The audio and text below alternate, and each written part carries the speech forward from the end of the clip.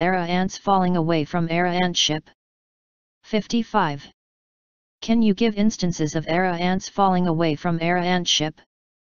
Did Sariputta? Or the great Moggallana? Or the great Kassapa?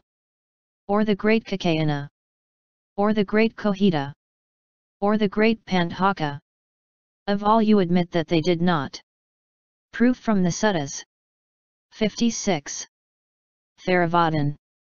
You say that an arahant may fall away from arahantship. But was it not said by the Exalted One? Both high and low the ways the learners wend. So hath the Holy One to man revealed. Not twice they fare who reach the further shore. Nor once alone that goal doth fill their thought. Hence you are wrong. 57. Again, is there to be a cutting of what has been cut? For was it not said by the Exalted One? He who with cravings conquered grasps at naught. For whom no work on self is still unwrought. Is need for cutting what is cut yet there? All perils swept away, the flood, the snare. 58. Again, your proposition implies that there is a reconstructing of what is already done. But this is not for the Arahant, for was it not said by the Exalted One? For such a brother rightly freed, whose heart hath peace, there is no building up again. Nor yet remaineth aught for him to do. Like to a rock that is a monolith, and trembleth never in the windy blast. So all the world of sights and tastes and sounds, odors and tangibles, yet, things desired and undesirable can ne'er excite a man like him. His heart stands firm, detached, and of all that he notes the passing hence. Hence there is no reconstructing what is already done. 59. Samataya, Vahipadaya, Sabatthavadan, Masagika. Then our proposition according to you is wrong. But was it not said by the Exalted One? Bhikkhus, there are these 5 things which conduce to the falling away of a bhikkhu who is intermittently emancipated. Which are the 5? Delight in business, in talk, in sleep, in society, absence of reflection on how his heart is emancipated. Hence the Arahant may fall away. 60.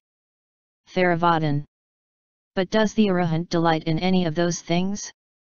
If you deny, how can they conduce to his falling away?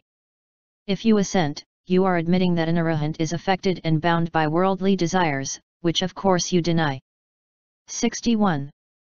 Now if an Arahant were falling away from Arahantship, it would be, you say, because he is assailed by lust, or hate, or error. Such an attack, you say further, is in consequence of a corresponding latent bias. Yet if I ask you whether an Arahant harbours any one of the 7 forms of latent bias, sensuality, enmity, conceit, erroneous opinion, doubt, lust for rebirth, ignorance, you must deny such a thing. 62.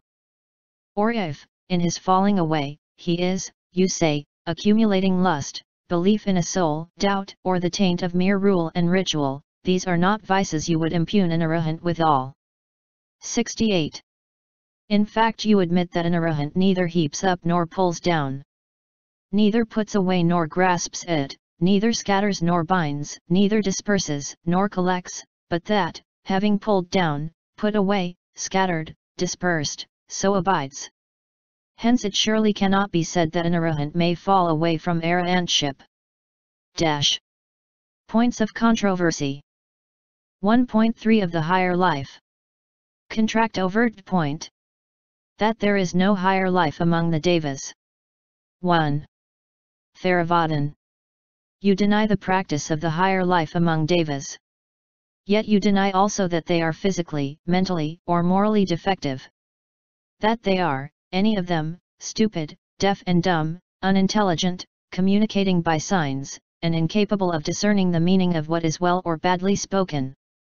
That they all lack faith in the Buddha, the doctrine, the order. That they did not attend the exalted Buddha. Ask him questions and delight in his answers. That they are all of them handicapped by their actions, by the corruptions, by the effect of their actions. That they are all faithless, devoid of purpose and understanding, incapable of reaching the right order of the path in things that are good.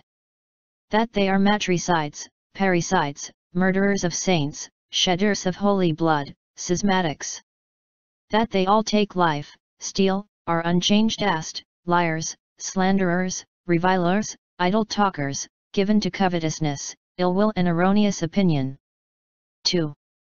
Nay, you maintain on the other hand that they are, and practice the opposite of all this.